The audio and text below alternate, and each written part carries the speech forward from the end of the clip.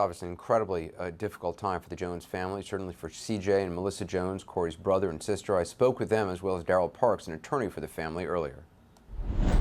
First of all, thank you all so much for being with us. I know this is just a horrible time for your family, obviously. CJ, first of all, how are you holding up? I'm holding up pretty good, man. I'm just maintaining, just trying to get everything done for Corey and get these funeral arrangements done, and just hoping that everything comes out successful like we know it will be. There are reports, there are phone records indicating Corey was on the phone with AT&T roadside assistance during the confrontation, and that it may have actually been recorded. I'm wondering if you've seen those phone records, or if your family has, and do you know if, in fact, that call was recorded? Right now, that's what they're saying, that it might have been recorded. We actually don't know if that's true or not yet. We haven't had the phone records in our possessions yet, so we're not sure on that case yet. Melissa, what do you think happened out there? I know your family has said that the state's attorney office told you that the officer Raja never showed his badge and that your brother never fired his weapon. The state's attorney office, they won't confirm that independently yet, but what do you think happened out there the night your brother was killed?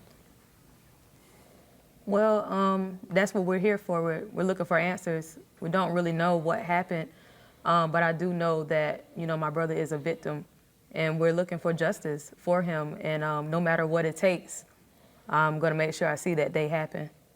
And Melissa, your brother legally purchased a gun. He had a permit to conceal that gun. Did Corey ever share with you why he felt he needed a gun? Well, my brother, he works in the field of his profession in drumming and things like that. So he has to have protection on him of that degree, because he has drums that are costly, and also he's out at late hours. So to have a protection like that is necessary for him. CJ, what was Corey like? Is he the type of person to have engaged with authorities if confronted? Man, if anybody say police, man, we get into the ground. Corey is not that kind of person, or not even has the character to even, he never even shot a gun before. Let's put it like that. He never even shot it. He just purchased the gun. The receipt was in the box. Everything was there. So, yeah, it's no way possible.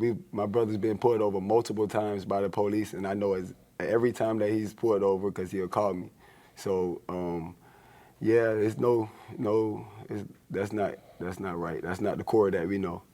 Daryl, you've said all along the family wants to know the truth. Melissa said that as well, the full story about what happened that night. At this point, for you, what are the biggest unanswered questions?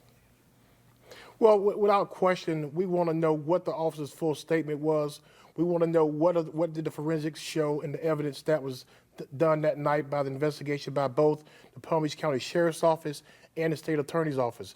We certainly welcome the support from the FBI in this investigation, but we expect that, one, that this investigation must be efficient, and it must be speedy, so that the public can know the truth about what happened on that night. Melissa, what do you want people to know about your brother? I want people to know that he was a level-headed person, a person that can really give you advice about life, even if he didn't experience it. He was just full of wisdom. He was very peaceful, very funny. He had jokes for days. A person that would serve, at any given time. And he loved people. He loved the Lord. And I really want people to see the person, who he truly was, and not who they trying to portray him to be. But, character speaks for itself. You really don't have to fight that hard for somebody's character when it speaks for itself. So whatever the naysayers say, I know who my brother was. Well, Melissa and CJ, I'm so sorry that we're talking under these circumstances, and we'll continue to follow this and wish you the best. Daryl Parks, thank you. Thank you. Thank you.